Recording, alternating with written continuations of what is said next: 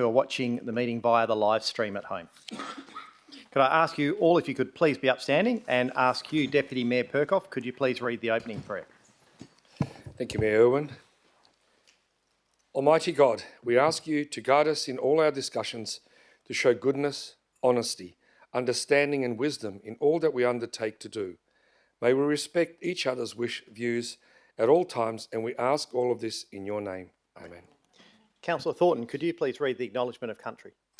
On behalf of elected members, we would like to acknowledge the traditional custodians of this land, the Whadjuk people of the Noongar Nation, on which this meeting is taking place, and show our respect for elders past, present and emerging.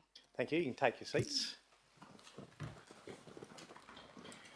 Without prior approval, any recording of this meeting is prohibited. No action should be taken on any resolution of council prior to written advice from the city being received. Brings to item 1, ladies and gentlemen, I declare the council meeting of 11th of November 2025 open at 6:31 p.m. I do have an apology tonight from Councillor Michael Dudek, and 3 approved leaves of absence from Councillor Joe Ferrandi, granted a leave of absence for the 11th of November. 4 disclosures of interest from the Planning and Development Committee. There were 2 disclosures of interest from the Planning and Development Committee. These are displayed on the screen behind me. For the council meeting of this evening, we have received 1 impartial disclosure of interest from Councillor Kristovich for item 12.18.1 as the owners of property in close proximity to the location. I will declare for 18.1 as I have a financial interest. Is there any other councillors who wish to disclose for this evening? Councillor Ree. I'd like to do 18.1 because the person is known to me. Thank you. Impartial. Thank you. Any other disclosures, councillors? No other indications. So I'll go to item 5, petitions. Councillor Giudice, I believe you have 2 petitions to table this evening. Yes, I do, Mr. Mayor. I'll go with the longest one in the first instance. The following petition containing 706 verified signatures has been received by the city, so quite significant. We, the undersigned, do respectfully request that the council reject development application DA 25/0741 for 9 Sala Place, Dianella. The 3x1 property is being illegally operated as a 24-hour commercial hostel under the name You Come AU without planning approval, in breach of the law. It accommodates 18 guests per night in unsafe and overcrowded conditions. This unlawful operation is causing serious and ongoing harm to the safety, well-being and amenity of our previously quiet and safe neighbourhood, including drug use, aggressive and antisocial behaviour, an increase in noise and traffic, problems with rubbish and child endangerment. This dangerous hostel operates just metres from local primary schools, parks and playgrounds. We no longer feel safe in our homes or street. We have no way of knowing who is staying there. Our children are being approached and are not safe while this continues. Despite over a year of community complaints, the city has allowed this unapproved use to continue. The owner has defied planning and emergency building orders, ignored compliance notices and shown clear disregard for the law. Now, they are seeking retrospective approval with an application full of false claims, misleading data and deliberate omissions. Approving this application would set a dangerous precedent, undermine community trust and send a message that laws can be ignored without consequence. If this can happen here, it can happen anywhere in the city of Stirling. We call on all councillors to protect our families and reject DA 25/0741 in full. So that's that petition. And the other one, the following petition containing 7 verified signatures has been received by the city. We, the undersigned, can't say that word, do respectfully request that the council pause the installation of the new footpath proposed for Alabama Crescent, Dianella until a review of the crossover policy has been undertaken. Residents have expressed concern that the current crossover policy results in the removal of functional preferred crossovers without adequate consultation or consideration of individual circumstances. We believe that pausing the installation will allow time for a thorough review of the policy, including whether greater flexibility can be provided to residents who wish to retain their crossover, where it is safe and practical to do so. Further, the policy's review should consider the savings that providing more flexibility to retain existing crossovers could mean for the city's costs. Thank you. Thank you, Councillor Giudice. Are there any unverified petitions this evening? If not, if I could ask for a mover and a seconder to receive the petitions. Move Deputy Mayor Perkoff, seconder Councillor Papard. And just a show of hands, please, councillors, for those to accept. Thank you. That's unanimous. Item 6, responses to previous questions from members of the public taken on notice. I have nil. Item 7, public question time. Councillors, we'll now move to public question time. We will start with the item that was submitted in advance in writing and ask Thomas Wilson if you could come forward, please.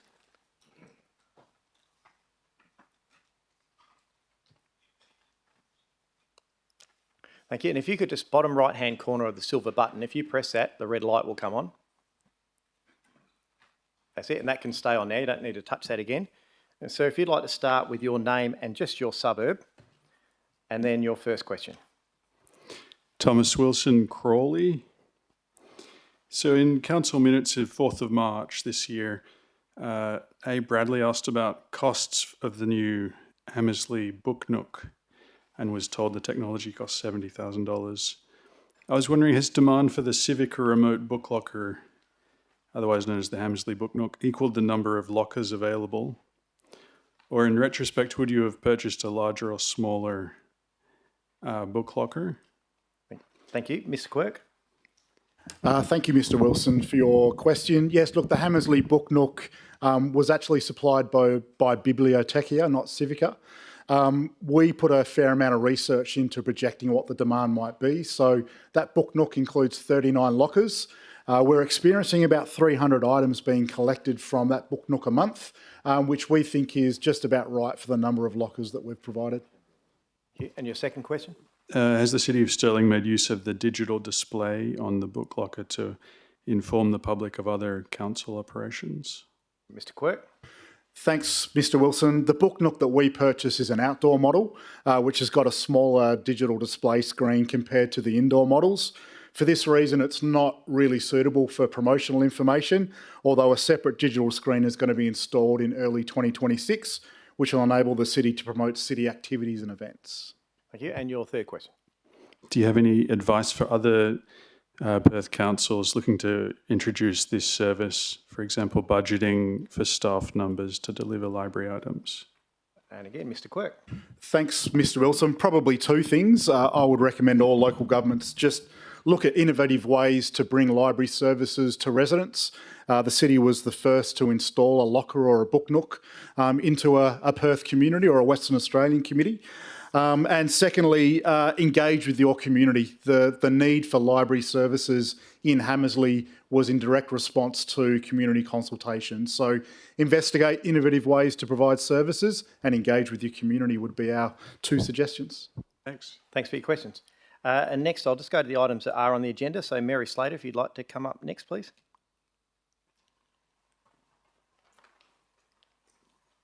And that microphone's already on, so we just need your name and suburb and then your first question. Thank you. My name's Mary Slater. I live in Stirling. My first question, the antisocial behaviour by the people fishing in Princeton and Rosalie estates has escalated.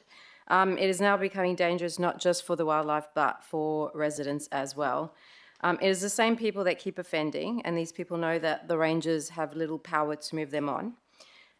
My question is, are there any other measures the city can take in the meantime to move these individuals on while we wait for the anti-fishing laws to be passed? Thank you. Mr. Quirk. Thank you through, Mr. Mayor. Look, no, we don't need any more provisions. I'll accept that this is quite a difficult issue for us to try and address. Rangers are doing their best. I know from the 1st of July, they've responded to about 248 inquiries and they've attended the lakes 176 times. So they're getting out there as much as they can.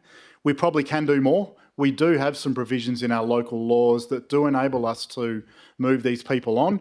But because they're young people, we would prefer not to use our local laws. So continued attendance by rangers and moving these kids on is what we're focusing on. But we are trying to partner with WA Police and the RSPCA where there is either cruelty to animals or criminal activities involved. So I know it's not a great situation for residents and we're really trying to resolve it for you. Rangers will continue to try and do their bit. Thank you.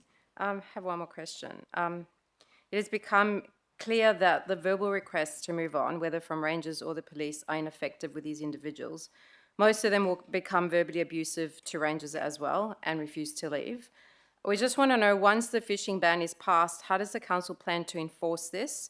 Will the rangers be able to confiscate fishing rods, as this may be the only effective way to stop these kids and other adults and force them to leave? Thank you. Mr Quirk? When we do look at the provisions of that local law, we'll have a look at both, I guess, the infringement line of things, and also can we get the capacity to confiscate equipment. Education and constant patrolling of these lakes, I think, is what's going to be key. Certainly, when I made it clear to young people I came across to pack up their stuff and move on, they moved on. That just has to be done consistently. We will look at whether we've got the ability to confiscate equipment, but through the local law. I'll just make one comment there. Majority will move on, but we have the same ones that won't move on. And yeah, I just feel there needs to be another measure in place for a ranger to be able to implement the move on. So if their rods can be taken or something a bit more firm than move on, that would be amazing. Thank you. And thank you for your questions.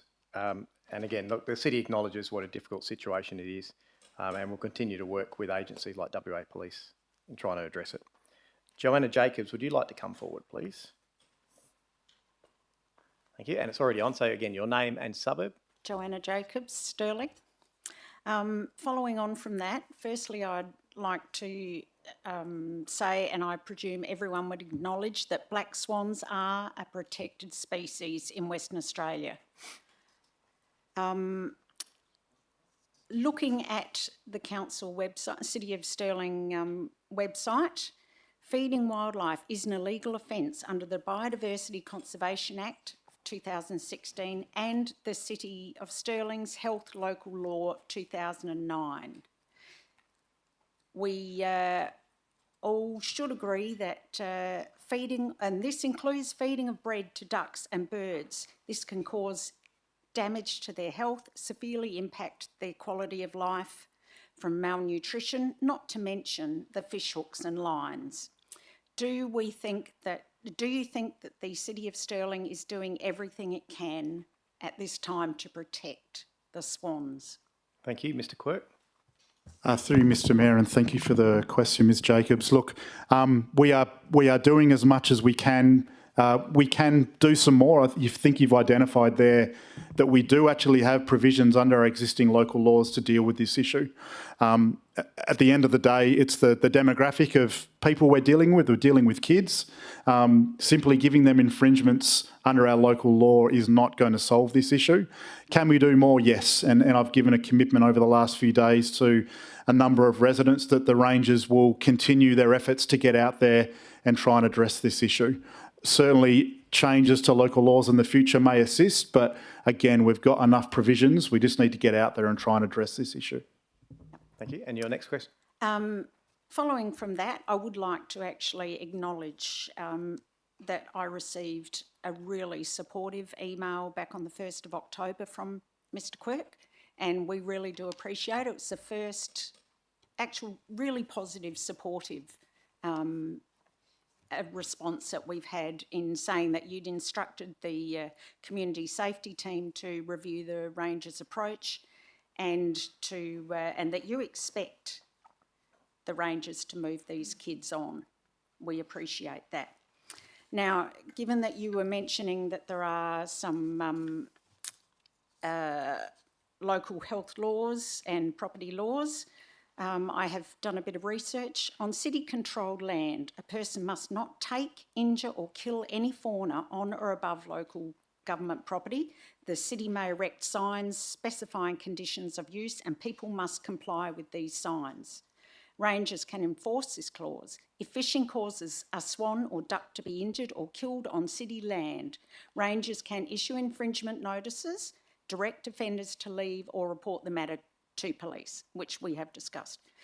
Rangers can also enforce the no fishing signs, which we have, yet certain rangers are saying, well, they're not really legal, those signs, and fishing is actually not illegal. Under the City of Stirling Health Local Law of 2009, it is unlawful to feed pigeons, doves, seagulls, ibis, ravens and other wild birds so as to cause nuisance or injuries or dangerous to their health. Rangers can warn and fine people for feeding birds. Ms Jacobs, I do need you to get to a question, please. Yeah, well, it seems that the Rangers have more power than we've been led to believe, or that they have been led to believe. Why is that? Why are they not using those powers, given that they can actually, according to some of these laws, confiscate equipment involved in these offences? Why is this not already happening? And thank you for that question. I think that's been answered already by Mr Quirk. It is a complex matter dealing with underage children in most of these instances. Whilst there's no fishing signs up in those reserves, clearly there's an item on the agenda this evening, which is probably one of the reasons you're here tonight. And Council recognise that that's about putting in place a head of power called a local law that provides more powers to Rangers. Given that, it will still be a very complex matter dealing with different agencies like WA Police, RSPCA, and dealing with children. And it's not as easy as just issuing infringements because it's just not that easy. But we understand your concerns. I have one more, I think. Yes, yes, you do. Can I have a commitment that if we can provide names, proof of children committing these offences, that it will be followed up by the City of Stirling to speak to parents regarding these matters? Oh, Mr Quirk. Through you, Mr Mayor, thank you for the question. Look, I would err on the side of caution in terms of engaging with these young people and certainly taking their photographs and getting their personal details. I know it's been a bit of a cause of frustration, but my preference would be your first port of call ringing the community safety hotline or WA Police or RSPCA. If you happen to have that information, yes, please do forward it through to the community safety team. But again, given the age of the people involved, I would certainly err on the side of caution. Thank you. Thank you, Mr Quirk. Thank you. And then we'll now move to items that aren't on the agenda. And I'll ask Mike Masiello if you'd like to come forward, please. And just your name and suburb. Good evening, Mr Mayor, councillors, executive team and the public gallery. My name is Mike Masiello from Trigg. Rates, roads and rubbish is typically the scope of local government. We can add maintaining parks, footpaths, community facilities and protecting coastal assets. $25 million is a significant sum of money to create a third 850 metre long path on land that's not even owned by the city, especially when there's a beautiful beach that the majority of tourists already travel miles to walk along and an existing accessible path that could be widened to separate pedestrians for a fraction of the cost. We also have in the room 12 councillors from 6 other wards within the city that have a requirement to act in the best interest of their ratepayers. These ratepayers deserve efficiency and a fair share of the pie. Therefore, on behalf of the city ratepayers, I'm seeking some transparency on funding sources for the proposed boardwalk. Question 1. If the necessary approvals were to be granted, please confirm if the city has received a commitment from state or federal government or private source to fund the construction of the proposed boardwalk, and if not, has the city lodged an application for state, federal or private funding? No and no. Okay, so there's no commitment from state, federal or private. Mr Masiello, let's not do this. You've had an answer. Your second question, please. If the necessary approvals are granted and there is no commitment from state, federal or private funding, would the city proceed with construction of the proposed boardwalk using ratepayer funds? That would be an agenda item for council to consider if that eventuated. So there is a likely chance that the council... Mr Masiello, we're not having a discussion. We're answering questions. I'm being very clear with the answers. Mr Mayor, at some point in the future, if approvals are granted, you will need support from councillors to progress the proposed boardwalk. Ahead of this point, will the councillors be given full disclosure of how, with certainty, the multi-million-dollar construction would be funded, i.e. through taxes or rates, as this is very important to their decision, prior to them being asked whether they support the proposal? Yes. So full disclosure on costs. Perfect. Thank you very much. Thank you. Margaret Bond. And your name and suburb, please. Yeah, Margaret Bond, Scarborough. Good evening. Scarborough and Trigg have an ongoing parking problem. Urbis reported the boardwalk will disperse traffic loads from Scarborough Precinct to Trigg Precinct. Reality check, the report is inaccurate. Scarborough and Trigg car parks are constantly full now. It is pointless spending $25 million plus on a boardwalk to alleviate a parking problem in Scarborough. A boardwalk will magnify the current problem. City of Stirling acknowledges there is an ongoing parking challenge. I've asked at 3 previous meetings, how will you solve or alleviate this ongoing problem? Thank you. The parking problems in Scarborough are something that has been ongoing. The City of Stirling has made items on the agenda that have discussed possible solutions with temporary parking, but ultimately there is no room to put any more parking down there. We will continue to advocate for better transport solutions, and recently the local member, Stuart Aubrey, has put in place the SurfCat through state government funding, which will hopefully help with that, removing people away from car dependency. Next question. Installing parking wayfinding signage is a total failure. I've been checking this area for the past month. The numbers displayed are inaccurate. The sensor accuracy needs recalibrating. Example, today at 11:15, 95 spaces available at South Scarborough, none to be found. Today at 11:30, near Manning Road, 494 spaces available, none on the beachfront, and 11 inside the Manning parking station. The false data creates dangerous driving conditions and pedestrian safety in very narrow car parks. My question, who audits the accuracy of the parking wayfinding signage? Thank you for that. Mr Quirk. Thank you, through you, Mr Mayor. Look, we know parking wayfinding is not the only solution at Scarborough Beach, and we knew it was going to need constant tweaking. One of the big differences with the precinct, unlike a gated car park, there is so many entries to that area that it does require consistent recalibrating. I would contest that it creates dangerous conditions. What it does do is it is a useful tool for people to be able to determine, do they enter the precinct, do they turn left or turn right, and just help to manage some of the demand and congestion. So we know we need to keep working on it, and we know it's not the silver bullet, but it's certainly something that is one of the many tools we're using to try and improve parking management in Scarborough. Clearly it's not working. Look, there's 433 nippers enrolled at Scarborough Surf Life Saving Club. Sunday morning parking is chaos at Scarborough and Trigg. Beachgoers, Surfing WA clientele, restaurants and nippers all need to park somewhere. Council is struggling to deal with the current parking problem. A boardwalk will not solve this problem. We need more parking. Are you considering building new car parks? Thank you for that question. We will have to take that one on notice and provide you a response in writing. Thank you. Thank you. And before I invite the next person up, I will rule we have exceeded the 15 minutes. So as Chair, I will rule to extend public question time for another 30 minutes to complete the questions that we have. And I'll ask Roland Hadley if you'd like to come forward.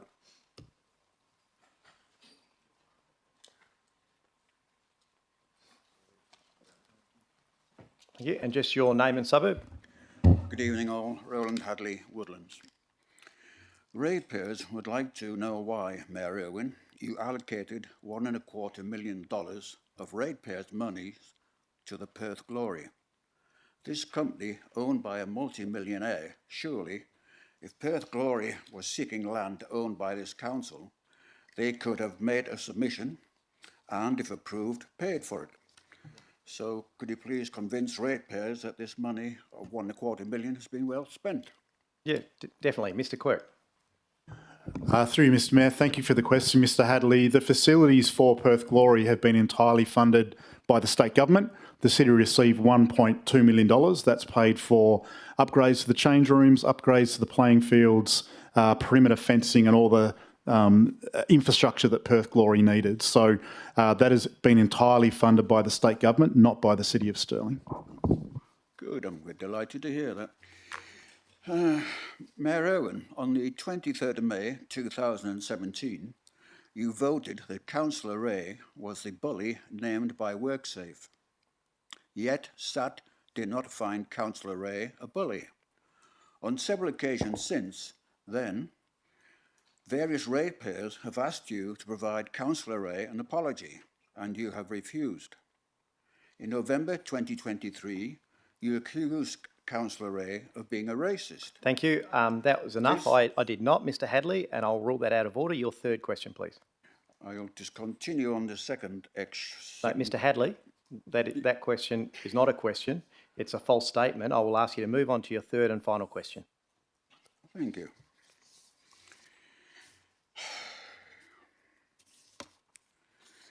In the Scarborough-centric City of Stirling manipulated boardwalk survey, only 1,700 people were in favour, out of a total population of 249,000. Yet, Mayor Irwin, you continue to state that the community have overwhelmingly supported your motion. Why? Thank you. It was overwhelming support. It was a very significant consultation result. In fact, one of the biggest consultations we've done. In fact, Councillor just saw a proposal for an Edith Cowan run by the state government that had very significant for a whole development precinct that only had 600 engagements. So in perspective, it was a successful consultation process. But no advertising was conducted in the eastern suburbs at all. Why not? Thank you for your questions, Mr Hadley. Oh, yes. And I'll invite Thank you. Lisa Thompson up, please.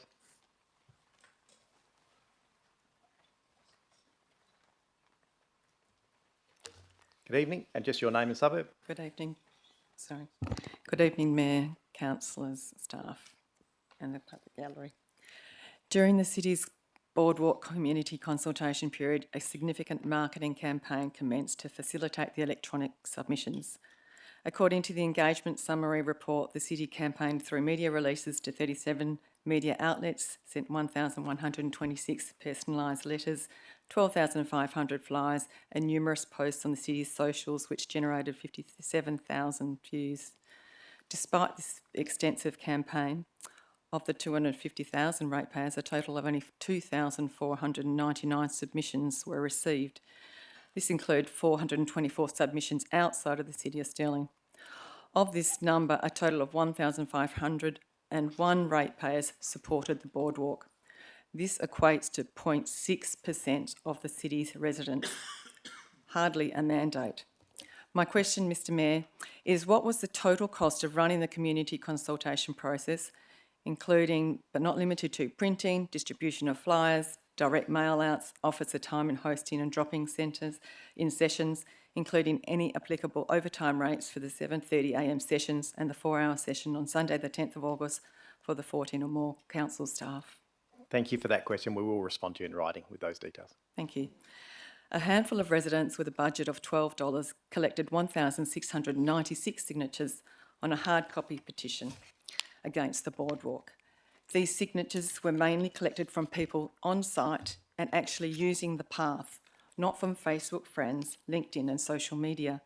They value this Bush Forever A-class reserve and do not want a boardwalk to dissect this area when a much cheaper alternative can be done without destroying the natural surrounds this area provides and which the tourists also value. Of these 1,696 signatures, 1,024 were verified ratepayers. This is the largest petition lodged in the City of Stirling since 2020 and possibly 2015. Although as we have said, this should never have been about numbers, but it reinforces support for the boardwalk through the dunes is highly questionable. My question, Mr Mayor, is why does the City continue to ignore the significant level of opposition to this proposal? And why did you, Mr Mayor, not mention this petition when you were selling overwhelmingly support for the project to the media, since you had access to it? Thank you for that. The boardwalk item will be on the CRC agenda prior to Christmas, and the petition that is submitted will certainly be taken into consideration, as will the consultation and any other feedback provided. Thank you, Mr Mayor. Thank you. I understand multiple large environmental and community groups made submissions objecting to the boardwalk. However, there's been no mention of these submissions when the results were reported. I'm aware that Stirling Natural Coast Care, Friends of Trigg Bushland are two vital organisations that actively assist significantly with the care, maintenance, weeding, education and revegetation of this reserve. Both submitted strong group-level objections to the Boardwalk proposal. My question, Mr Mayor, is when will the feedback from all these key stakeholders be reported? Will the councillors have access to them? And why has it taken so long to share the information? Yeah, thank you for that. Look, the consultation finished just prior to the caretaker period. We haven't had a council meeting.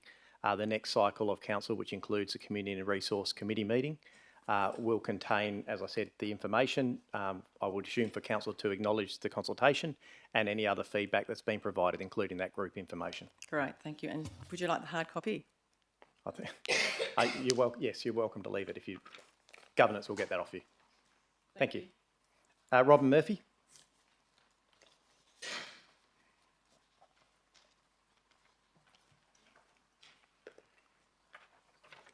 Thank you. Just your name and suburb. Good evening, Mr Mayor and councillors. Robin Murphy, I'm from Karrinyup. I'm the convener of the Friends of Trigg Beach. This group was formed in 2015 by a group of local residents, beach users and people concerned about protecting the natural environment at Trigg Beach. We have no financial interest or motives other than this for our opposition to the proposal to build a boardwalk through the Class A Coastal Reserve. Each of my 3 questions are about this proposal. I request that the questions are recorded in the minutes as presented and that they are not edited, as has occurred in the past on multiple occasions, altering the meaning and the intent of the question. My first question is, 1, the City's Coastal Boardwalk Concept Consultation Outcomes Report provides a summary of feedback supporting and objecting to the proposed boardwalk between Scarborough and Trigg Beach. Of the 2,075 responses received from within the City of Stirling, being fewer than 1% of the residents, can the City confirm that equal weight and value was given to online submissions, whether lengthy, researched and referenced submissions from well-established conservation groups such as the Friends of Trigg Bushland, the Urban Bushland Council and BirdLife WA, and one-line or one-sentence comments. For example, it's a great idea, just do it, it's long overdue, build it and can't wait. Thank you. Look, the simple answer is in terms of numbers, yes, they're given the same weight. In terms of context, that's taken into consideration when council's presented with that information. So lengthy research submissions and 2-line or 3-line comments are given the same weight? Well, in terms of, if we're talking about actual submissions, there's no sort of bonus points for a longer submission. It's just a number. Oh, shame we didn't know that beforehand. Okay. Wouldn't have bothered putting in a 4-page submission. My second question relates to the City's engagement with the Whadjuk Noongar people who lived, walked, fished and camped along the Scarborough Trigg coastline for thousands of years before European settlement. At the Electors' General Meeting on the 24th of March 2025, a question was asked about why no engagement had occurred with Whadjuk Noongar people about the cultural heritage of the remnant coastal dune system before $500,000 was allocated to a coastal boardwalk proposal in the corporate business plan. Documents obtained under FOI include an internal email from a senior city officer to staff, which states, and I quote, "We received a question at the EGM regarding engagement with the traditional owners as part of the boardwalk project. While I don't think we need to over-engage at this time, a lack of engagement with Aboriginal stakeholders may be a tactic used by the anti-boardwalk campaign to discredit the city's feasibility study. Can the Mayor explain the disrespectful attitude expressed towards Whadjuk Noongar people and the residents and groups that are legitimately campaigning against the city's 3rd coastal boardwalk proposal, and explain the inference in this email that engagement with Whadjuk Noongar people is to deflect criticism?" No, I can't, but I'll see if Mr Quirk can.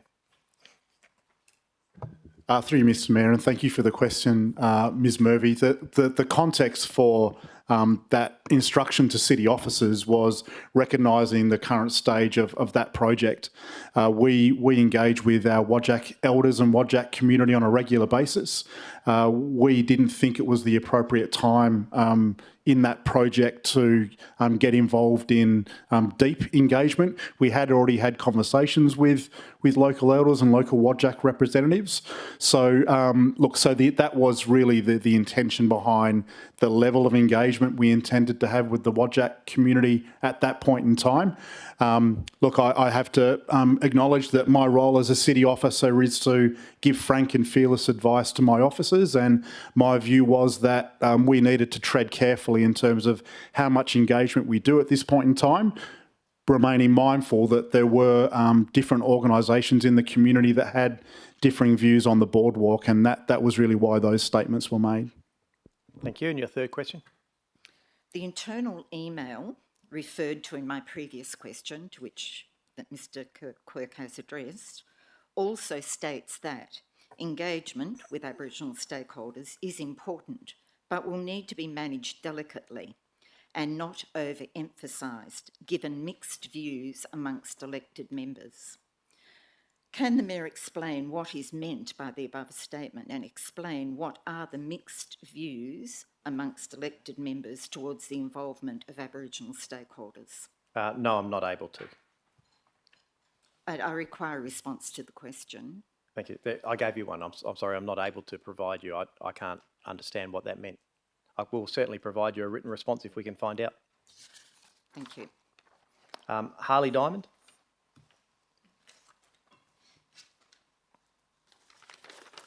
Just your name and suburb to start, please. Harley Diamond, Currinup, and I use that library nook over at Tamersley, and I found it very convenient. Council adopted the City of Stirling Coastal Hazard Risk Management and Adaptation Plan in 2023 as required under State Coastal Planning Policy 2.6. The plan recommends avoiding further permanent development on land that has been identified as prone to erosion over the last 100 years, and that no development take place on the undeveloped coastal dunes at South Trigg. Why then is the Council considering building an 850 metre long timber and steel boardwalk supported by driven or board piled footings and featuring 6 nodes with viewing platforms, shade and seating through the middle of this vulnerable remnant coastal dune system? Thank you for that question, and that is something that Council will consider to discuss, will continue to consider and discuss when that item comes to Council. It will have to weigh up the information that is in the CHIRMAP, the information that has been taken through the public consultation, and also the information from the consultants and the impact it will have on those dunes against the benefits that it will provide. Thank you. The 13.37 hectare South Trigg Beach Class A Reserve is a Bush Forever area and is Sector 6 of the Trigg Bushland Reserve. It is a unique parabolic dune system geographically rare on the Swan coastal plain. It's a progression of swales and ridges that are stabilised by vegetation and provides a rare sequence of native vegetation extending from the frontal dunes through to the Chewett Jarrah and Marrie woodland at Carina. Why then is the Council considering building a damaging boardwalk structure through the middle of this remnant geologically rare parabolic coastal dune system that is recommended for protection by its own Trigg Bushland Management Plan? Thank you. And look, it's effectively the same as the last answer. Those are the things that Council will have to weigh up when they consider the next stage of this and take on board the community feedback and what the next stages in the proposal are. They will weigh up the benefits against the possible impacts on the coast. Question 3. Class A reserves are the most highly protected landscapes on the Swan coastal plain. The 13 hectare South Trigg Beach Class A reserve is the only Class A reserve on the city's 7 kilometre coastal strip. The City of Stirling, as land manager, has a responsibility to protect Class A reserves within its boundaries. Destruction of habitat and fragmentation of natural areas are well known as the primary cause of decline in biodiversity. Why then is the Council considering a twice rejected coastal boardwalk proposal through the narrow ecosystem and habitat that is the remnant Quindilup Dune System South Trigg Beach Class A Reserve? And we appreciate that question. Look, this was brought about by community, it was brought about by councillors. Council is now considering that item and is going through that process to determine if it can be built without creating those environmental impacts. Again, it will take on board all of the information that council receives during that process and make an informed decision. Just a comment. Sure. Regarding your survey to get a response from residents around the place as to whether to go ahead with this, I note on the thing that all of those residents who replied to that within 200 metres of the proposal, there was a majority there that voted against it. Yeah, that is correct, and that will form part of the item that comes to council, and we'll consider that. There was certainly, that's why it was done, and it's been a big push from Councillor Ree actually to have a look at how we do consultation, ensure that we look at the aspects of the 100 metres and 200 metre radius, those further out and those outside the city, and take that on board as part of the overall picture that we look at. We acknowledge that. Thanks, Mr Mayor. Alicia Jack.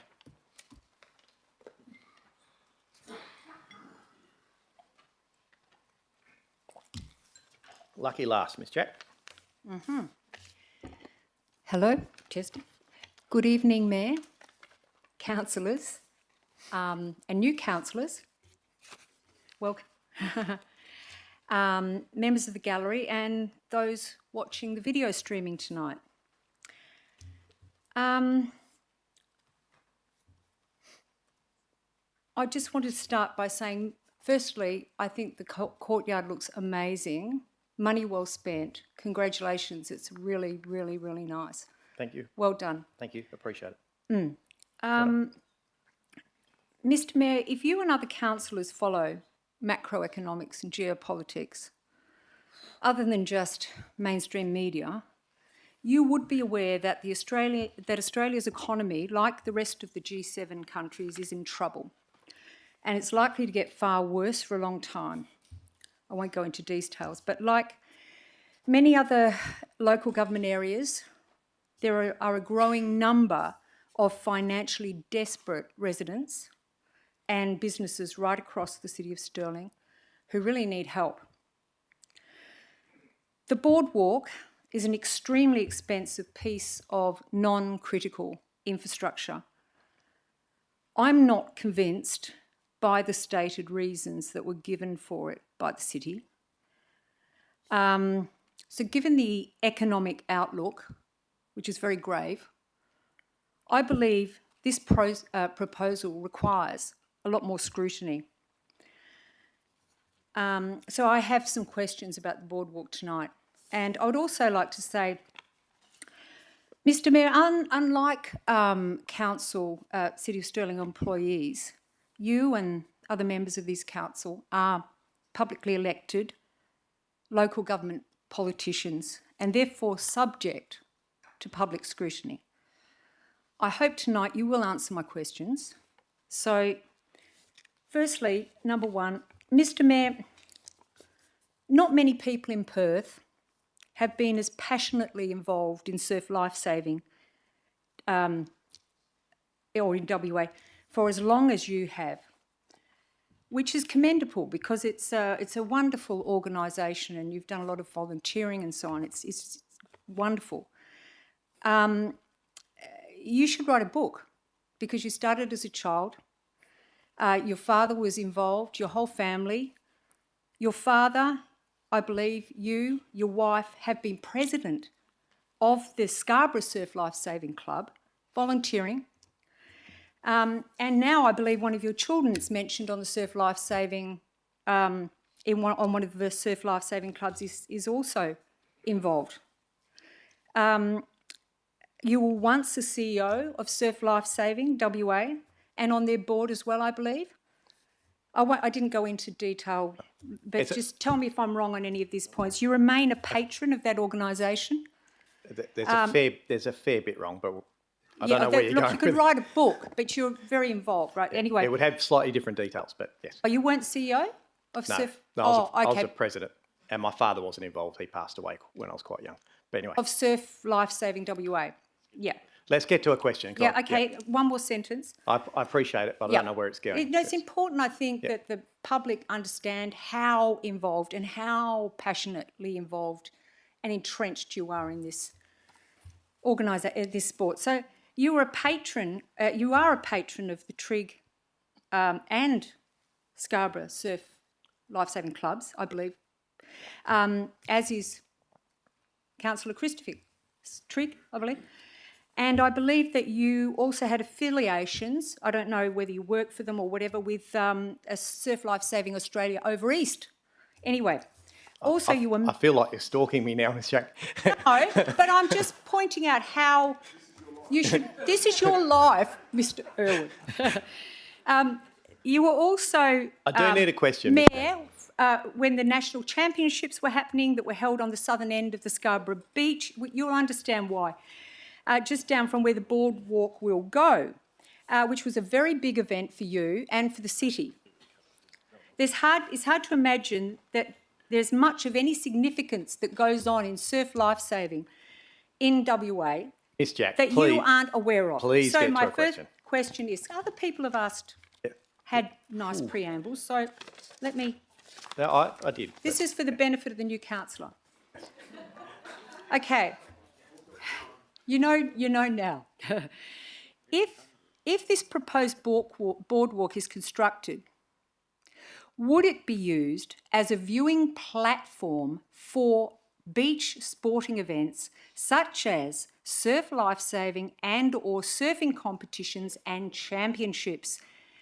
And would it be used in bids as stadia infrastructure to help attract major surf lifesaving events or surfing events to the Scarborough and Trigg beaches?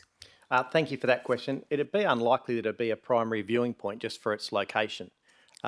Most of the events that happen in surf lifesaving are either up towards Trigg Point or they're right down near Scarborough. In fact, Sunset Hill turned out to be one of the greatest achievements of Scarborough in terms of, you know, people just viewing sporting events and things that happen down there. Having said that, without knowing how the final design would look or where people would be able to stand, I wouldn't be able to answer that in detail. In terms of promoting the area for any events, it's not necessarily needed. The city's been very successful along with the WA State Government in achieving hosting rights for Surf Lifesaving Championships, as well as other big open water things like open water paddling series and open water swimming series. But it would certainly be a part of the future of the City of Stirling talking, if it was built, talking to people trying to get events or whatever over. Perhaps sculptures along the boardwalk, but it's a long way off. Miss Jack, your second question. Thank you. Have any representatives from either Surf Lifesaving or surfing, volunteers or professionals, had any input, formally or informally, into any of the design elements of this proposed boardwalk? Not that I'm aware of. It would only be through consultation with the public. Okay. Mr Mayor, I've been to a lot of council meetings over the last 15 years. Invariably at each meeting, elected members disclose if anyone related to any of the agenda items are known to them, or if they have any financial involvement in any way with landowners or companies or whatever, no matter how distant the relation might seem at times. Just to have it on the record.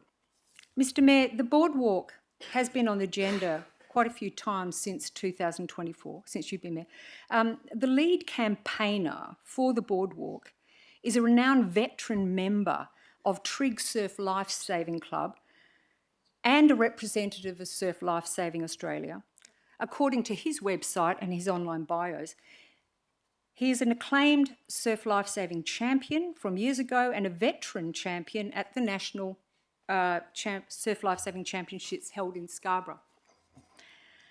He was also the lead campaigner for the Scarborough Pool. When you were first mayor, or council a coastal ward councillor or Let's a get to a candidate, question, Ms. Jack. right? This is related.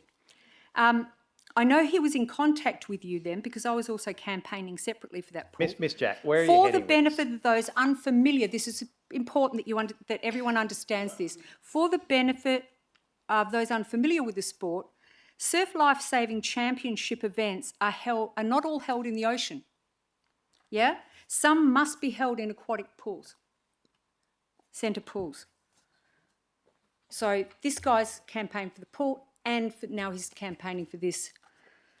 Anyway, yeah, that you might said- just be a coincidence, but I'm just saying.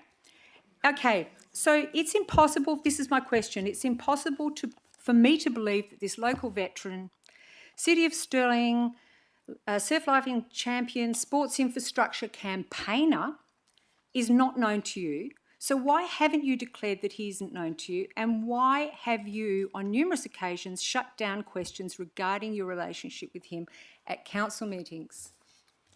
Thank you for that question.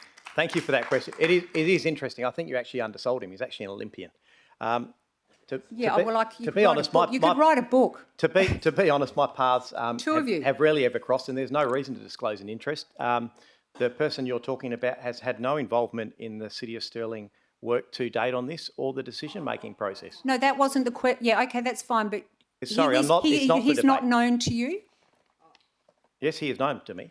You are known to me, No, but Ms. Jack. yes, but it's We're not having a debate. I will Okay. provide you a further All right. response in writing if you wish. But to be clear, I see you more than I would see him.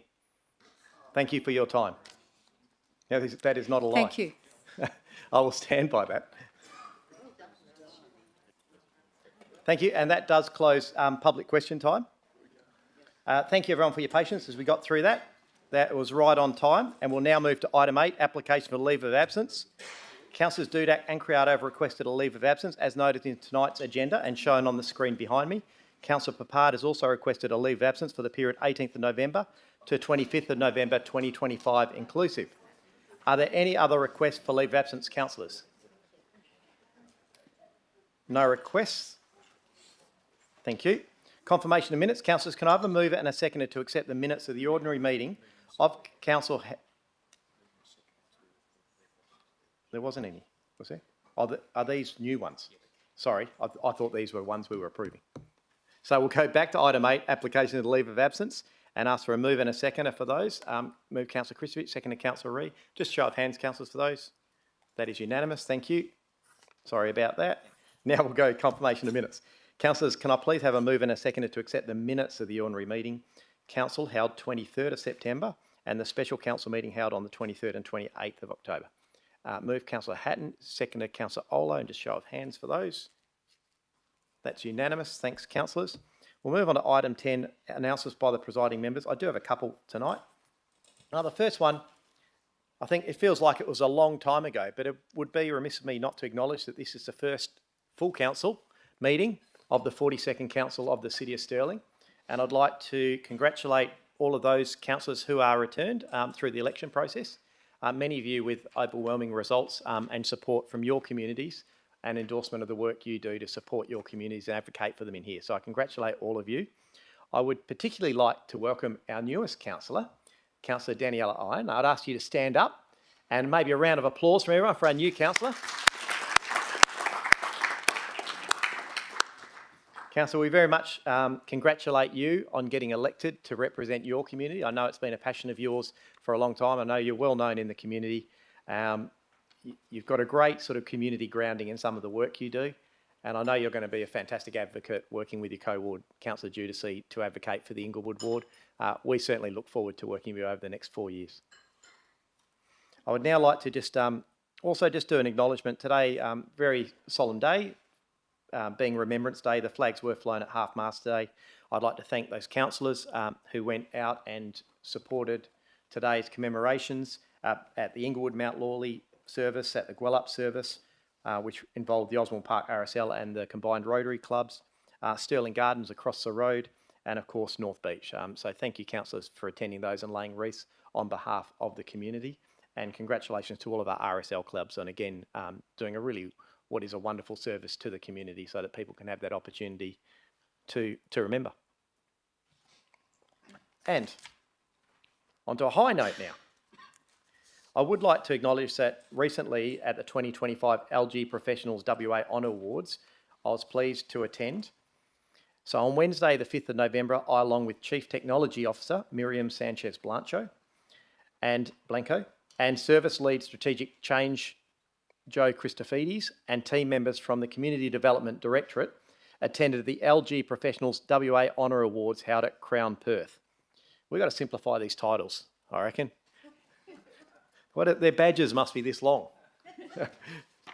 I am pleased to advise that the City won the Partnerships and Collaboration Award for its Auslan Storytime program, which provides free storytelling sessions led by a deaf presenter in Auslan with support from an interpreter. It is the first ongoing delivery of such a program in the state, and the City partnered with Deaf Connect to bring it to Western Australia, supported by funding from the State Library of WA's Better Beginnings program. So congratulations to that team. Look, brilliant program, really is wonderful, and I congratulate everyone who's been involved in that one, so give them a round of applause.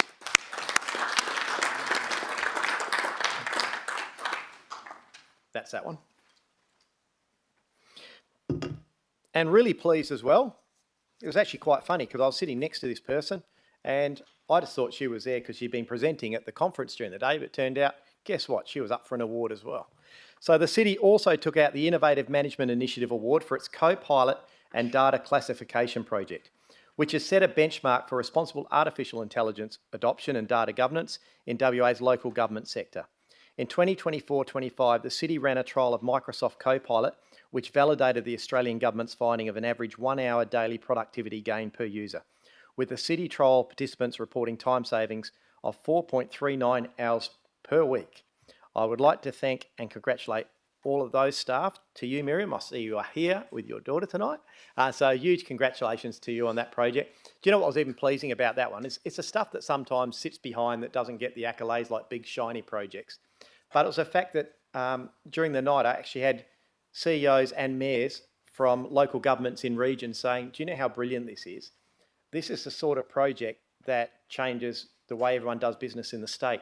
We haven't got the capacity or the ability to do this stuff, but through the learnings from Miriam's team at the City of Stirling and her presentations at things like LG Pro, they're able to implement a lot of those findings in their local governments and grow and learn from them. I think it's pretty brilliant. Well done.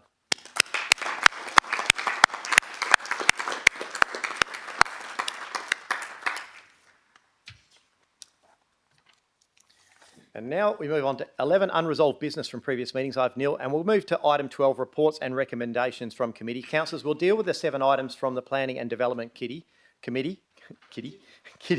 Cats must be on my mind. I know who caught my eye there. You must have caught my eye. So we'll move to the Planning and Development Committee meeting held on the 4th of November 2025. Councillors, are there any of these that you wish to have pulled out this evening? Councillor Ree? Thank you. Yes, could I pull out 12.1 CF1, please? Yes. And I would like to ask a question on 12.1 CF2 and 12.1 CD1, please.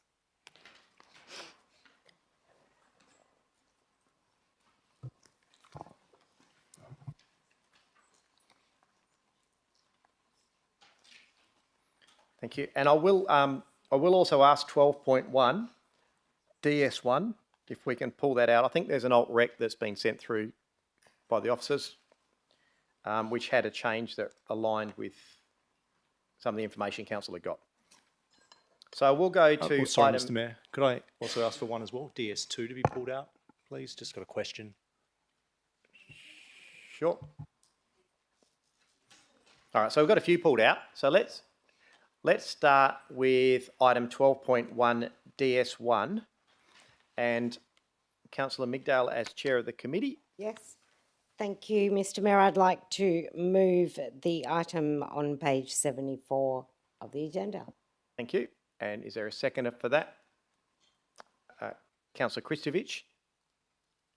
Is there anyone who's seen the amendment? This could be an issue. Okay, that's all right then. So is there anyone opposed? No, we will put that item to the vote then.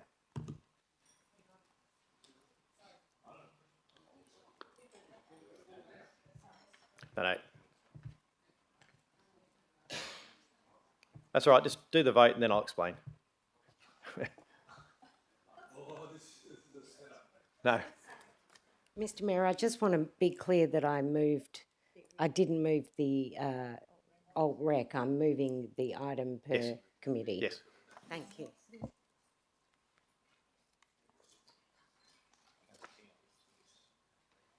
Councillor Ian, just need your...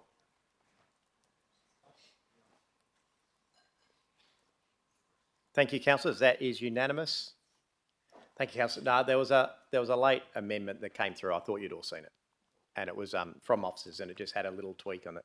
That's all right. Let's not play around with late amendments. Item 12.1 DS2 has been pulled out by Councillor Giudice for a question. So, Councillor Migdale as chair of the committee. Thanks, Mr Mayor. I will move the recommendation from committee. Thank you, Councillor Giudice. Are you happy to second with the question? Let's do that. Thank you, Mr Mayor. Sorry, yeah, I'll just check. Is anyone opposed to this item? No. Okay. Thank you, Mr Mayor. Yeah, look, I just have one question. I suppose just a very quick, and I dare say our officers, my fellow councillors have read the report, but just a little bit of a very quick summary and then a question. So I suppose we may have, if we've read the track record of this owner, the owner purchased the property in March 2025 to use Sala Place for a short-term rental accommodation, or that's the approach that he took. But it was clearly not consistent with the STRA use. So tonight, some 20 months later, the city officers, as per this report, have come to the conclusion with the applicant eventually submitting a development application, the proposed use of the building is not compliant with the city's scheme for a raft of reasons: orderly and proper planning, parking, and incompatibility with the residential use. Last week, I visited the property, as I have done over a series of months, and I've noted, again, the establishment was being used. There was at least 4 cars there at the property, all on the verge, not compliant with what they are proposing to do in the DA, which was to be behind the property line, and potentially even other cars on the street that are residing at that accommodation. Acknowledging the city did commence actions on this in June 2025, i.e. within 2 months, and by March 2025 had city lawyers direct the owners to cease operations. My first question is, why can the property owner continue to operate now, and how do we have faith the decision tonight will return Sala Court to the residential street that it once was? Thank you. Ms Shears? Through you, Mr Mayor. Thank you, Councillor Giudice, for the question. I did receive that today, and I think officers may have got back to you, but I'm not sure if you saw a response in time. The city does, from time to time, have applicants or landowners that will conduct illegal activities, and I think it mentioned it in the petition that you read out earlier. These people have a clear disregard for the law and will continue regardless, unfortunately. So the city certainly tries to work with individuals when we do get complaints. It is a long, time-consuming process. We certainly do what we can. We are also mindful we need to collect evidence and take it to a SAT and do that proceedings. There are sort of no required timeframes to undertake that process. We do the best that we can whilst balancing our current workload as well. We have already instructed this individual to cease operation, and that's what led to, I guess, the commencement of the prosecution. As to whether or not we can't force them, I can't go in and remove people from beds, unfortunately. But that certainly will be considered as part of the legal matter. Have you got another question, Councillor? Look, I think Ms Shears, jumped into the next question to a degree, which is, thank you very much for that as well. I think it's a bit of a learning experience for us, I suppose, with the short-term rental accommodation coming to the fore, and clearly issues within our whole community of people trying to, or wanting or needing to live in places in more cramped conditions. And I think, I suppose I'm going to be far more aware going forward that these circumstances need to be addressed perhaps more quickly, and I'm not suggesting that we didn't, but things like our mobile CCTV, I'd probably be suggesting we deploy them sooner in the next time this circumstance comes up. So, but appreciate the answer. Thank you. There is no one opposed to this, so it has been moved. Councillor Migdale, seconded Councillor Giudice. I'll put that item to the vote.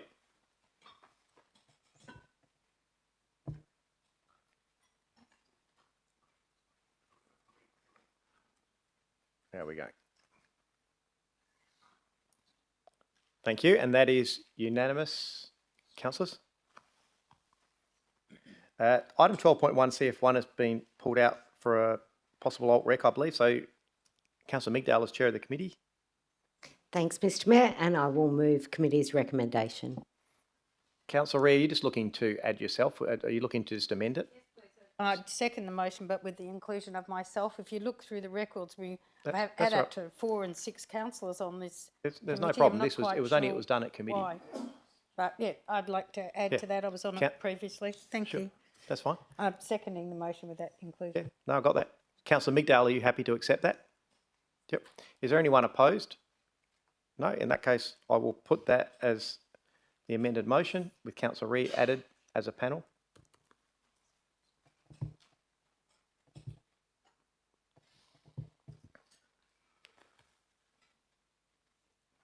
Right in there. Thank you, councillors. That is unanimous. And we've got item 12.1 CF2. It's been pulled out just for a question. Councillor Migdale, you mover. Again, the committee's recommendation I will move. Thank you. Councillor Rhea, would you like to second with a question?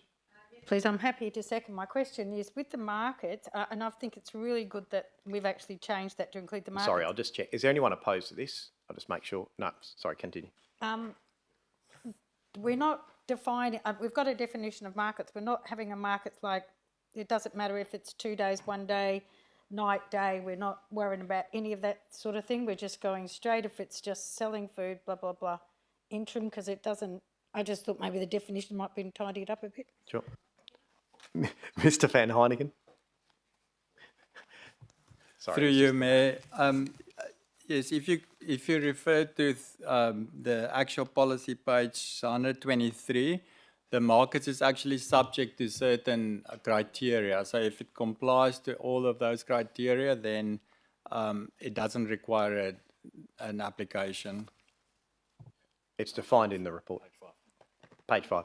Yeah, I know where it says that, but if we're saying that that is part of the policy, but if they wanted to go over that, because we do have things that are sort of on night during the week, does that mean it's a breach of the policy, or does that mean No, we it can means just... it's a DA. We can just do it. Okay, that's... Thank you. So there's no one opposed to that one. So we'll put that. Move Councillor Migdale, second to Councillor Rhea.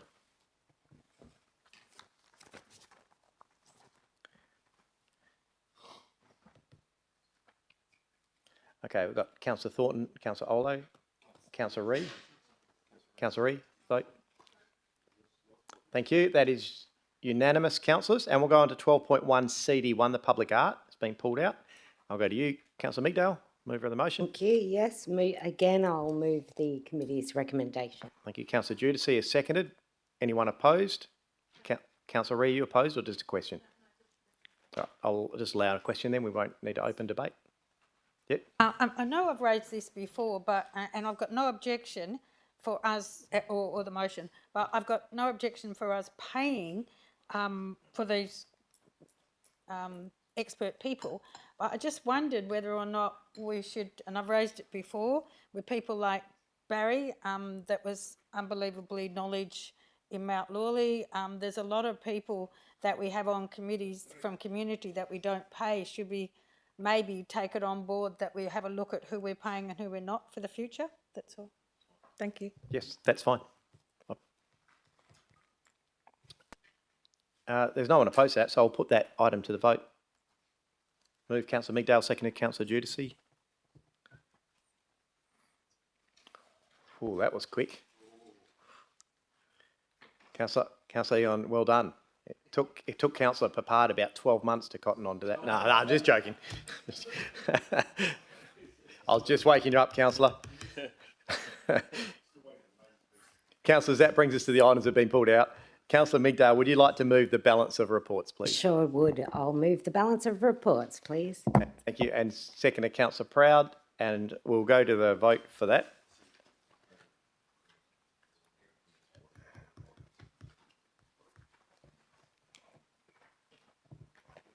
Thank you, and that is unanimous.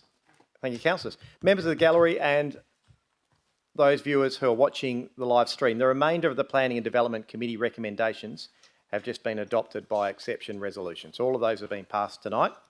We'll now move on to item 13, reports and consideration in accordance with 4.24 of the Meeting Procedures, Local Law 2021. First one of those is 13.1, appointment of 2 alternate local members to the 13th of November 2025 Mindari Regional Council meeting. Councillor Proud as chair. Thanks, Mr Mayor. I'd like to move that Councillor Giudice and Councillor Thornton, the alternate members, attend for the day specified 13th. Thank you. Appreciate that. Can I just, and second to Councillor Hatton, can I just ask a question? I remember previously when we've done this, obviously this is the alternates that were decided at that committee thing. And we've got 3 on the panel. Obviously, Councillor Eon has only just been elected as a councillor, so the last thing you'd probably want to do is roll up to one of the first meetings without a briefing. But can I ask Councillor Giudice, is there a briefing that happens prior, is what I'm getting at?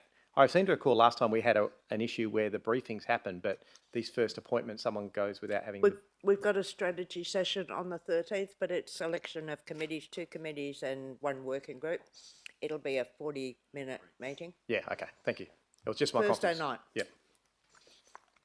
Just to satisfy myself. And a briefing will be given to the 2 absent councillors, Councillor Ferrante and Dudek. Yeah, thank you for that. So we have got a mover and a seconder for that. We've got those 2 names. Is there anyone opposed for that? If not, I'll just put that to the vote.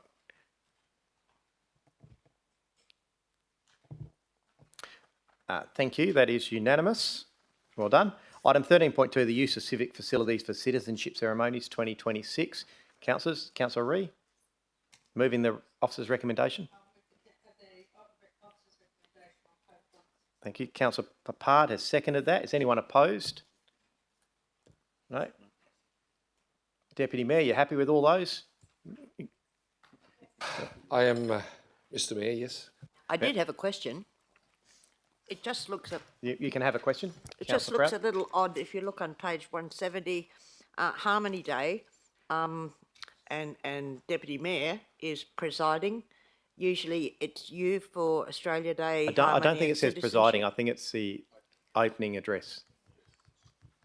So you're doing the opening address at the Australia Day one. Yeah. So normally at Australia Day, I do the opening address and the presiding. So Okay. it's- And look, it's not necessarily set in stone, but it's just an indication. Yep. Thank you. There's no one opposed to that, so I'll put that to the vote.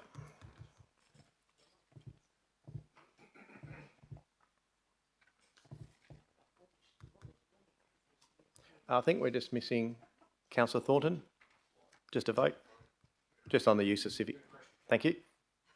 That is unanimous. Thank you, councillors. And 13.3, the milestone event, Remembrance Day, Osborne Park returned service.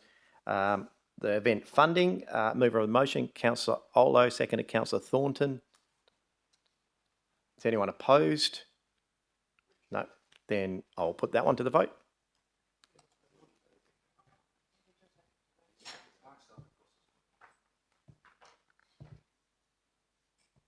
And just one to go. We've got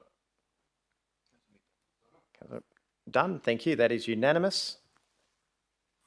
Item 14, notice of motion for consideration. The first one is 14.1, proposed notice of motion. Councillor Olo.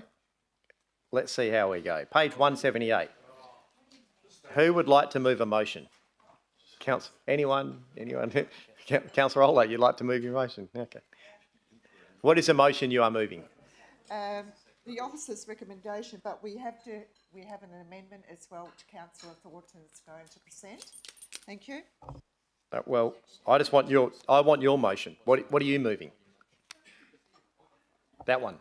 I'm moving the recommendation on page 178 that the council progress its amendment of the City of Stirling local government. That's right. You don't need to read it all. I just needed to know what one. That's right. And then, Councillor Thornton, you're happy to second with an amendment. Is that what we're going to go for? All right. Let's see what it is. So stand up and let us know.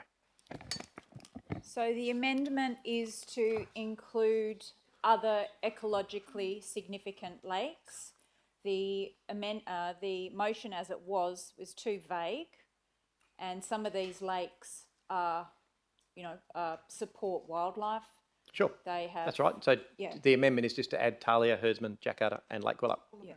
Thank you. Are you happy? Look, I think ideally we'd like to include all inland lakes. That's not what you're proposing. No, but this can be a first step, and Sure. we'll put it out to public consultation. Okay, it doesn't need debate. Yeah. Yep, I've got it. I'll just check. Councillor Ola, are you happy to accept that amendment? Yes, I do. There you go. Okay, so we've got a mover and a second. Is there anyone opposed? Oh, well, I've got a suggestion. let's do it as opposed. It's almost I'm going to support it.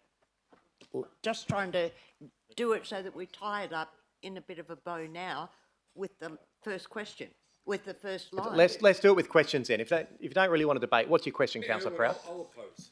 No, No. it's- Well, we don't need a debate if it's not really opposed. It's not a question, it's to add to the first line. Ask it as a question. Let's see what you want to do because they're quite happy with it. So I know, but in the first line, February, to all fishing, lakes and water bodies in the city, but not limited to, and that's a and different highlight motion. those. No, that's So that's a very different motion. I'll tell you why. I'm very comfortable with this amendment because under strong assumption, I'm guessing that Councillor Thornton understands the ecological sort of stuff around these lakes and has talked to officers about it. If we start adding every water body in, there's unintended consequences. As you've heard, it's already difficult enough dealing with a couple down the road, but some of them may have no ecological benefit. So it's like, what is a waterway? All those. I think that's the issue when we start to add more.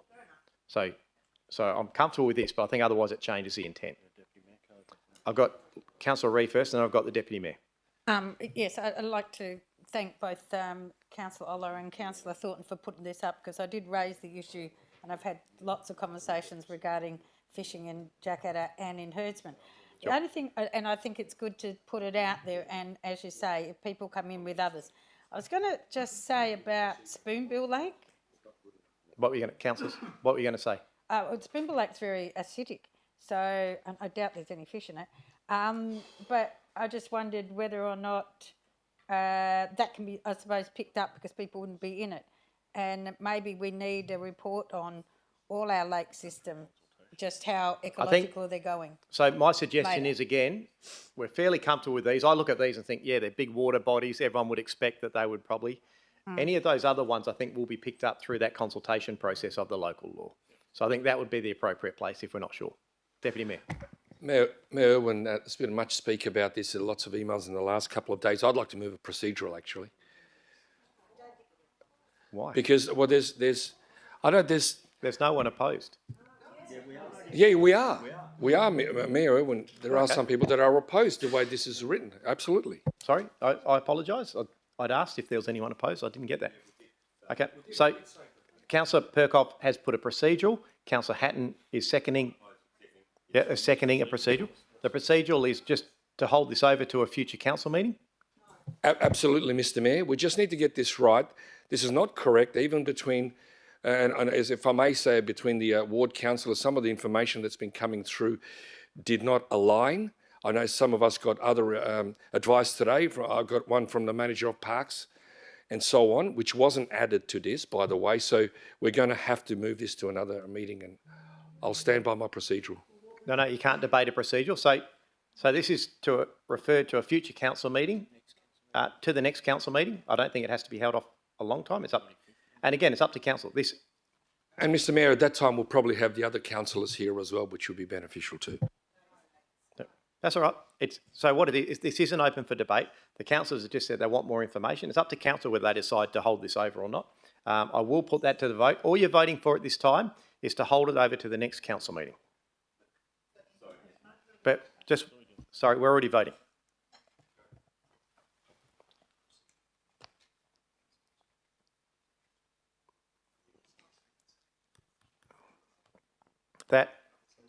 Okay, we've got one to go. I've got Councillor Eon, if you'd like to vote, please.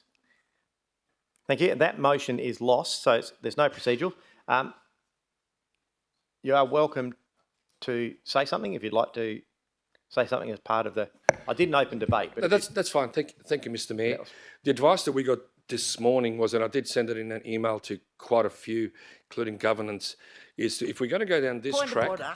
Yes. I've really got to mention this. So we're going to debate, and the mover and seconder should get the opportunity to open. No, I'm well aware of that, but I just wanted to clarify.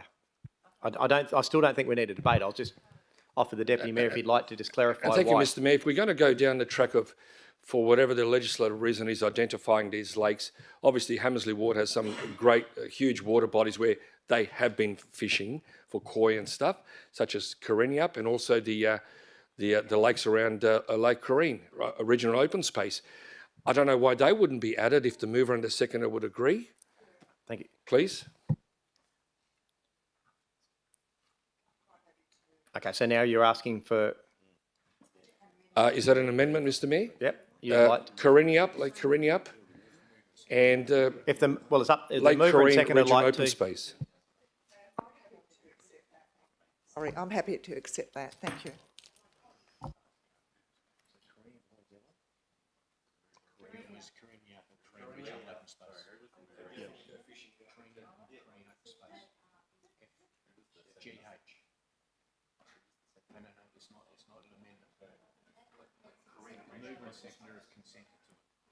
All right, Councillor Kristovich, have you got a question? Yeah, I have. I mean, obviously, I'm a little bit confused about what we're doing here, to be honest. I think, you know, I'm just surprised we're flying by the seat of our pants here. And the reason I say that is because, you know, we're just making up. Just questions. Okay, my question is, are there any other significant bodies of water equivalent to the ones that are listed there within the boundaries of the City of Stirling that have the same characteristics of the ones listed up there, or similar characteristics? Mr Murphy? Through Chair, if I answer the question this way, there are other water bodies that we would recommend adding to a ban. I can't answer that specific question about makeup, but there are certainly other lakes that if we had the opportunity as officers to add to the ban, we would add, which are not on this list. And I suppose I'm just trying to work out, because I know Deputy Mayor Perkov and Councillor Hatton were actually opposed to this, but I believe it's just for confirmation, Mr Mayor. Only as it was written. As it was written. So from my perspective, and I had the same discussion with officers today, which is why I'm so confused, because we're just making this stuff up, right? And if the councillors that are moving and seconding this motion actually genuinely wanted to get the best outcome, you would then include other wards and other bodies of water, because it's not being listed there. Councillor, take a seat. What we'll do, this is escalating. I thought at the very start that this was going to be very simple. I'll go to Councillor Olo to give her the right to open debate on this, because I can see this probably needing debate. Thank you, Mr Mayor. This matter's been coming up for quite a while in our wards with Rosalie and Princeton. We've had constant phone calls where the rangers have been called out with the fishing, but it's not just the fishing, it's what they're doing to the wildlife. Now, if other councillors from the other wards wish to have other lakes or wetlands included, they are quite welcome to add this into our to my motion. And we're here to protect our water lakes, our fishing and wildlife. We don't want continuous trouble in the areas. It's not only just the fishing, it's our residents that are being attacked as well. We are getting people from the outside suburbs that are coming in and attacking, verbally attacking residents. The residents Councillor Olo, you're going way off track here. Oh, sorry. There's nothing in this item that discusses that. That's a complete issue. No, but let's keep it on. Why the fishing has started. We want to include to protect our waterlands with the fishing and the wildlife. So I'm quite happy to have other councillors to add their the lakes onto my notice of motion. Thank you. Councillor Thornton, you have seconded. Yes, this notice of motion and the amendment is just responding to our community and what they're encountering. I also, if you remember, sent an email to everybody with the amendment giving the opportunity to add additional lakes. Why was that not taken up? Yeah. I'm more than happy. I would like to see for our inland lakes and wetlands banning We can have recreational fishing in our riverine areas, in our coastal areas, but our inland waterways were not designed as fishing ponds. Okay, they are wildlife sanctuaries. Also, the original notice of motion was too vague. And if you know anything about local laws and bylaws, you have to be very specific and clear with your local laws. And I found that the original notice of motion might have been disallowed. So that's why I wanted to make things more clear as well. Pretty much that's... Thank you. Yeah. I will not enter debate on this, but I have got this grin coming up on my face, and I just have to read an email that I sent earlier today to all councillors. Councillors, please, please, please, if you have any lakes you wish added or removed, spend some time today to discuss with officers and understand if they should be included or not and why. Let's not throw water bodies around tonight and create a messed up resolution. For the record, I have no strong views on this. I just want it considered the right way. This is a local law and requires considered thought and reasons. This includes whether the water body has fish, has an issue with fishing, can be monitored, can be enforced, all those things. I just want to caution you. Dangerous ground making local laws up on the run to go out for advertising. Councillor Kristovich. Thank you very much, Mr. Mayor. And you made a very valid point there, because I actually went and spoke to the relevant director and said basically if we went with the original motion that was put up, does that cover all of the lakes that were listed there, and does it cover all of the other lakes and significant water bodies? And I'd just like the director to maybe answer that question for us. Mr. Murphy? No. Oh, well, actually, I spoke to Mr. Quirk. Oh, sorry, Mr. Quirk. Councillor Thornton, you don't get to answer that, sorry. That's not how it works. So through you, Mr. Mayor, yeah, look, I think at the end of the day, the way the first resolution was worded was quite clear. It was just two specific lakes. Straight away, we saw through the exchange of communications today between elected members that there were other lakes and wetlands that were of concern. There's two things at play at the moment with the issues we're dealing with in Stirling. It is I guess, the harm to wildlife, which is directly linked to the fishing, but not inextricably linked. So council really should be making a decision about, do you want to ban fishing at all of our wetlands, or do you want to protect our wildlife? Because they are two linked but slightly different outcomes.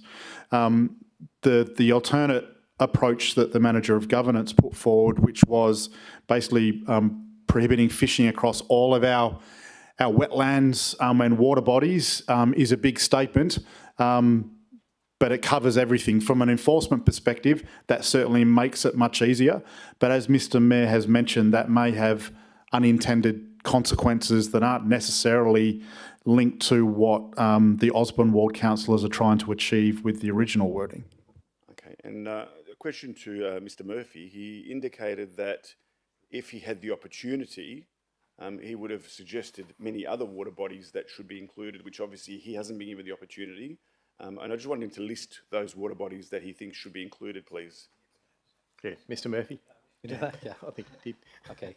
So a couple have already been added by the last amendment, but the ones that are no longer on the list, Councillor Kristovich, are Potenza Reserve in Stirling, Stirling Civic Gardens, Careen Regional Open Space, there are 2 lakes there, Dog Swamp Reserve, Shearwater Spoonbill Reserve, and Cedric Grebe Reserve. Okay, so those are, from a conservation and wildlife perspective, the officers would recommend, for those reasons, that they are added to the list if possible. So can I make a further amendment to include all of those on the list as well? Sure. And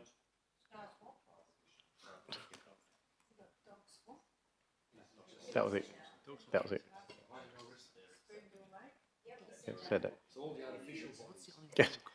I know. It's like an echo down here.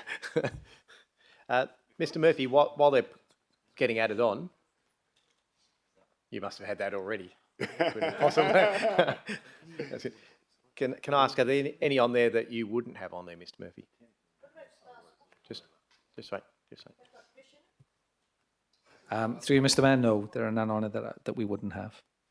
Thank you. Continue, Councillor Christovich. All right, look, I'm obviously happier now, but I just think this should have been sorted better. There was plenty of time to get this done properly. And I did have confidence in the original motion when I spoke to Mr Quirk, and I did have confidence that it was going to cover it all. I'm not sure that this is perfect, but it's a lot better than what it was suggested in the first place.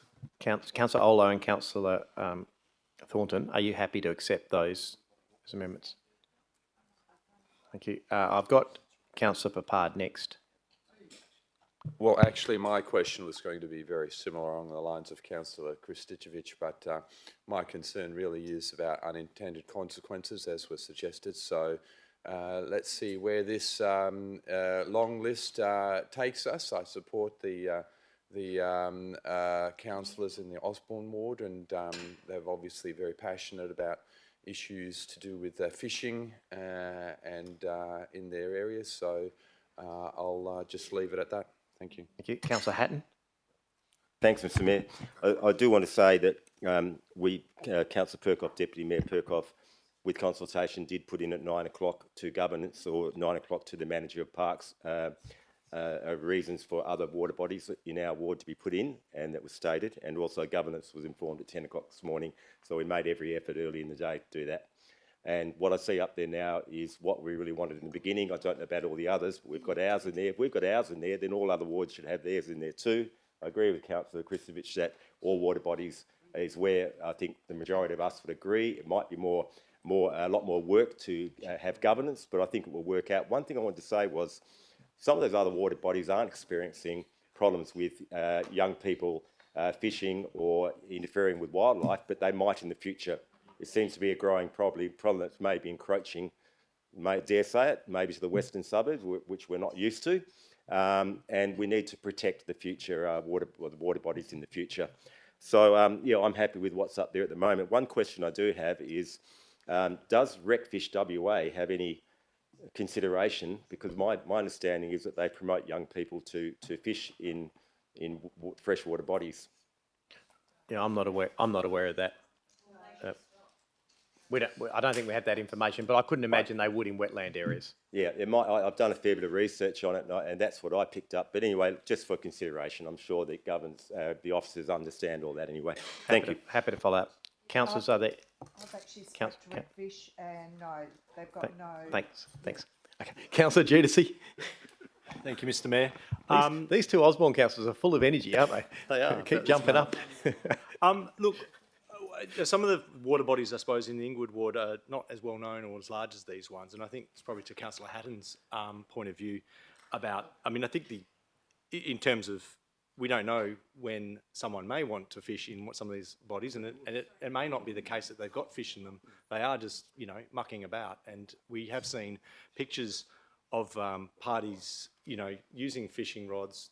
Those hooks, capturing black swans, for instance, and having really disastrous consequences. And that's why, I suppose, to my mind, is around the table, I don't think anyone supports fishing in any of our water bodies, and that's hence the reason why I was of the view that we should provide a definition for the water bodies that exist in all of our suburbs, and therefore the local law collect all of them as part of the consequences of trying to prohibit fishing. I'm trying to understand. I mean, listing them all, maybe that's the way to, if that has to be done, why can't our officers do that and then present this item in 2 weeks' time? Insofar as to just collect it all. Is anyone against fishing? For fishing in any of our water bodies? Yes. Why? So I don't know what the unintended consequences. I don't understand. Yes. What could happen as a result. I think in summary, let's be clear.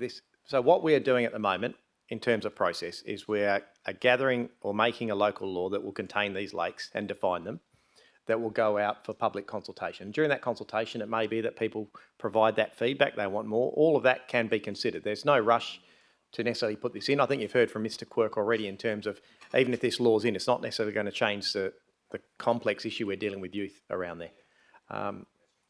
Just to that point then, because without my familiarity with the local law process, and would that be the case that post-consultation and observations of that consultation, we could add practically every water body? Or Yeah, if that was found so, to be... So my comment would be, without understanding the process as well as Mr. Slentz, but if it was to remove one, there was overwhelming things, you could probably do that.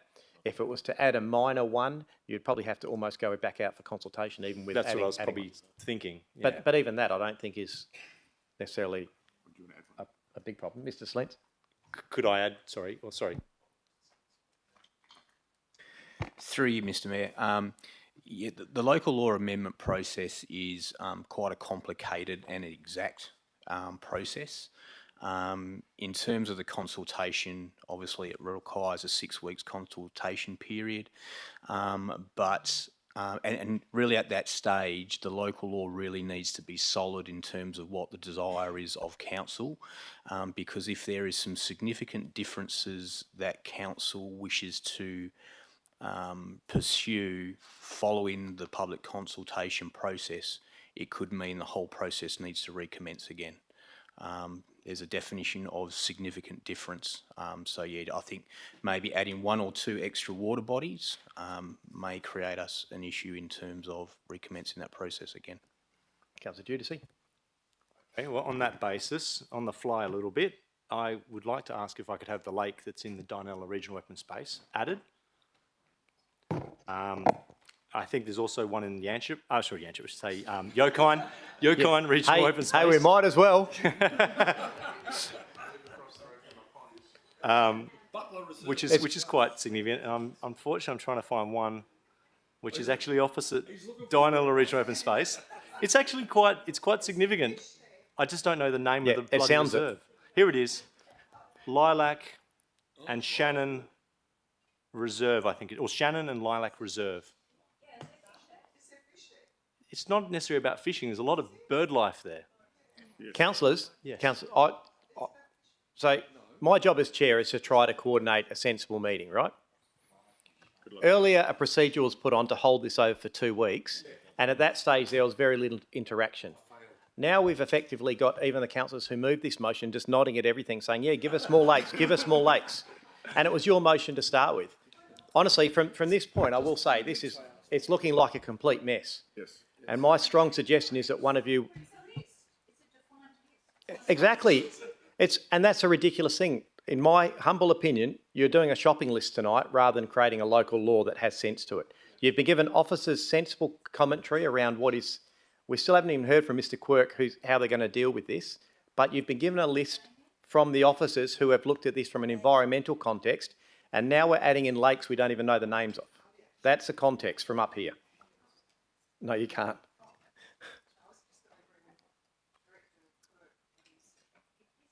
Councillor Ree?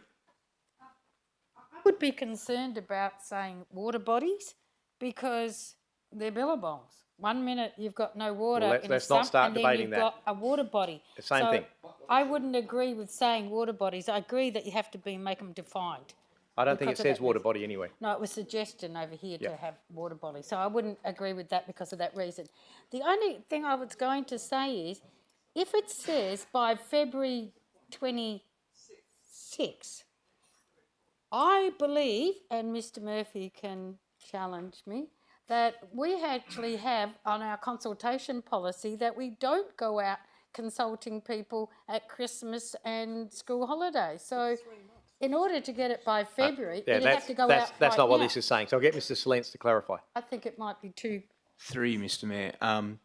The drafting of a local law amendment is quite a complex legal issue, and it's not something that can be done lightly.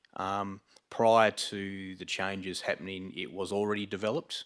However, the adding of, I can't know how many that are there, but it's a significant body of work now to define each one of those areas and include that into a local law amendment. So hopefully I can get that achieved by February 2026. So it's not to go be out and presented. consult. So it's not to go out to It hasn't been consultation. drafted. proceeds with an amendment and the draft come back to council? Because, I mean, exactly, I can't just say you're doing it all by February 26th and we need a consultation. That's so it. maybe that the draft should be coming back to council? Because it doesn't actually say come back to council either. It's fine. It just says progress the amendment. It's fine though, it'll come back. That's what it will do. Yeah, before it goes out to consultation. No. It's just process, it will. And I do want to clarify, like, the consultation, whilst it's intended that you don't consult over Christmas Day, etc., you start to eliminate too many school holidays, etc., out of the consultation process, we won't be consulting. So there would be an overlap, but that's not going to be a problem. So, councillors, do I have anyone else?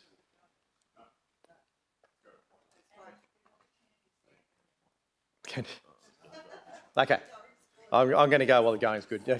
I'll close debate, and with that, I'll put this to the vote.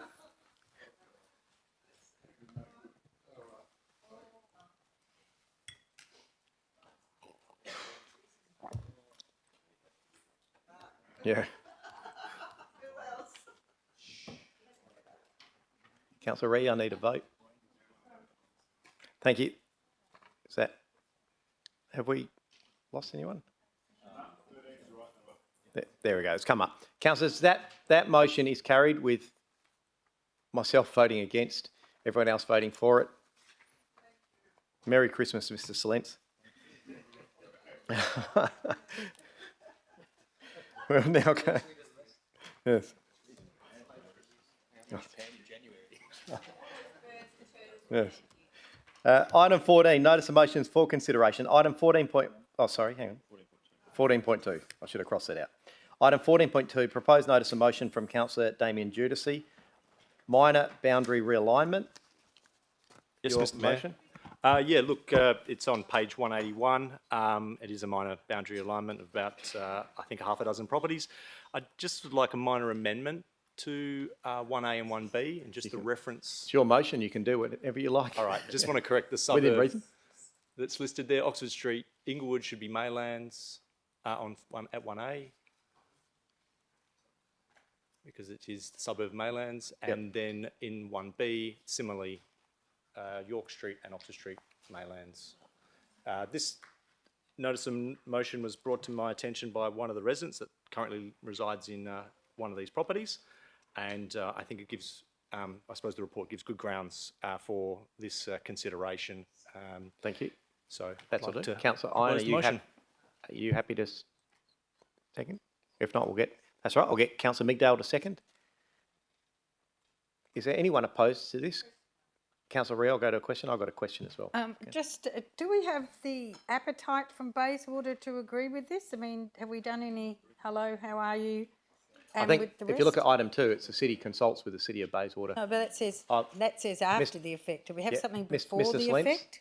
Mr. Slentz? Through you, Mr. Mayor, I have had conversation at officers level with the City of Bayswater. One thing they were concerned about in terms of a total land grab that was being proposed by the City of Stirling, but I've reassured the officer to ensure the Deputy Mayor there that it's only in regards to the 6 properties in terms of Oxford Street and Crawford Street, and that's why we've actually drafted the proposed notice of motion in the way that we have. The other thing is, we actually, with the amalgamations, one amendment was to actually take over the whole of Bayswater at one stage. Do we, are we paying for all of this? And are we paying for the whole cost? Because I think it says in here, with financial, it says nil. I can't imagine us doing all this for nothing. So that's one Mr. cost, Slentz? please. And do we actually advertise it, or do they? Yep. Mr. Salents? Through you, Mr. Mayor, so any district boundary adjustment will require a process to be followed in accordance with the Local Government Act. At this stage, it would probably be just limited consultation to those affected residents, as opposed to more of a broader type sort of consultation. But we'll work through that process with the City of Bayswater. I would think that any consultation or costs associated with will actually be negligible. Through you, we would actually then have to redefine our boundaries in that. That means that we actually have to go to the Lands Administration, Local Government, a whole lot of things that would probably charge us for the change in the titles, etc. Mr. Salents? I can't imagine it'd be nothing. Through you, Mr Mayor, the process in terms of a district boundary adjustment is more or less a gazettal process in terms of once it's considered by the Local Government Advisory Board and considered by and consented to by the Minister, it does get gazetted. I think there is also a request from the affected residents to also change their suburb reference from Maylands to Inglewood, because at the moment it is actually called Maylands, as Councillor Giudice has quite rightly sort of picked up. So there will be some adjustments that need to be done in terms of that. But in terms of adjustments for titles, that won't be costs that the city would be bearing. And can I follow on with the question? I don't know the area well at all, Mr Slent's on the boundary there, but on the actual map that's on the... We had a very small map that was on the agenda, but it appeared that even though there was a bit of a zigzag there, as it went up, I think it might have even been towards York Street from memory. It looked like it was cut off the house behind the road. Was there any, as part of this, was there any investigation into the rest of the boundary to correct any other anomalies? Through you, Mr Mayor, when both myself and the officers from City of Bayswater was assessing this, it's actually quite a complex boundary through there. A lot of the boundary doesn't actually follow roads, which would tend to be more preferable.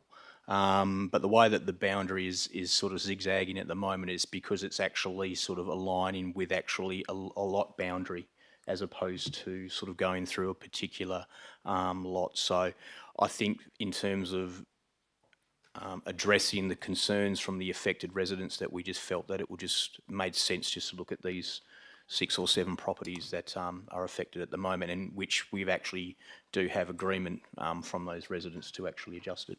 Thank you. And is it also because the residents who are currently in Maylands realise there'll be a significant rate reduction by moving into the City of Stirling? Through you, Mr Mayor, I'm sure that was in their thinking. Thank you. There is no one opposed. Thank you for that motion. I will put that.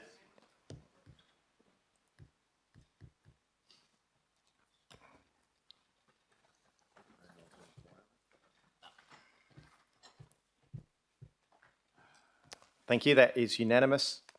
Councillors? Councillors, we move on to item 15, notice of motions for... I'll just check. Yep, notice of motions for consideration next meeting. Councillor, do you have any proposed notice of motions you would like to raise? Councillor Ree? I don't know. Have you submitted it? Is that what you're looking for? Yeah, just had Yep. to change right. something because of, after consultation with an officer. Additional categories in the 2027 Art Awards program, because we actually don't have Art Awards every year, that the City introduces additional category for youth, senior and general participants as part of the City of Stirling Future Plan, and that the 27 Art Awards program to be further support the city residents. So the idea behind that is that the actual City of Stirling residents That's right. actually have a category, so Yep. that it's not going out everywhere else. Yep, that's clear. And the second one is that the police station site purchase and development opportunity, that a report be presented to the Planning and Development Committee meeting to be held 3rd of February 2026 on the options available for the City of Stirling to deliver or assist in delivering affordable housing on the police station site at Morris Place, Innaloo, with the intent in partnership with the state government's affordable housing incentives to address the shortage of affordable housing for senior residents. And many senior residents in Innaloo and surrounding areas have been displaced due to the redevelopment and density development associated with the infill program, and safe affordable housing is difficult to obtain, and homelessness is on the rise. The ability to engage with state government and private industry for development and potential land swaps. Thank you. And there is money from state government towards local Sure. government having affordable housing. No, they're both clear. That's good. Councillors, are there any other notice of motions for this evening you wish to put forward? No? Yes, always squint when I do that. So I don't really want to see. No. Questions by members of which due notice has been given, I have nil. New business of an urgent nature, I have nil. Item 18, matters behind closed doors. Councillor, can I have a mover and a seconder to go behind closed doors? Councillor Proud has moved. Councillor Giudice has seconded that. If I can get a show of hands just to go behind closed doors. That is unanimous, noting that we have Councillor Papard not in the room. To those members of the gallery, we bid you farewell and thank you for your attendance.